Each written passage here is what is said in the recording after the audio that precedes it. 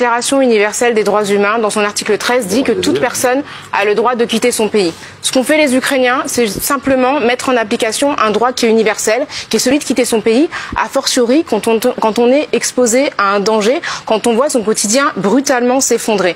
Je suis très heureuse que, à l'occasion, malheureusement, de cette guerre, tout le monde ait compris que lorsqu'on était exposé à une situation de danger immédiat, on avait besoin de s'exiler et de migrer. Et que, en France, aujourd'hui, 79% des Français considèrent qu'on doit accueillir les Ukrainiens, que l'Union européenne ait mis en place un dispositif d'urgence sur la base d'une directive de 2001 pour protéger les Ukrainiens. Ce que je regrette, c'est que cette directive qui existe depuis 2001 n'ait pas été mise en application avant. En Méditerranée, depuis 2014, il y a 23 000 personnes qui se sont noyées.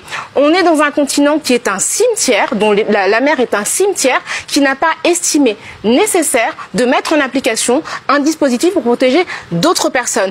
En 2015, quand les Syriens sont partis de Syrie dans les mêmes conditions, 68% des Français étaient opposés à leur accueil. Je pense qu'il y a dans cela ce qu'on appelle le privilège blanc. Je pense qu'il faut que des corps blancs expérimentent la douleur de l'immigration pour qu'enfin on éprouve de la compassion et de l'empathie. Quand des Noirs, des Arabes, des musulmans sont exposés à la douleur, on considère que c'est une situation normale et acceptable. Et c'est malheureux, mais je pense qu'il a fallu que des Blancs européens souffrent pour qu'on comprenne que immigrer, c'est un droit humain qui doit être accordé à tout le monde de la même manière. Et j'espère vraiment que cette crise ukrainienne va ouvrir les yeux de tout le monde et va faire que chaque Français et chaque Française sera en empathie avec toute personne qui souffre d'où qu'elle vienne.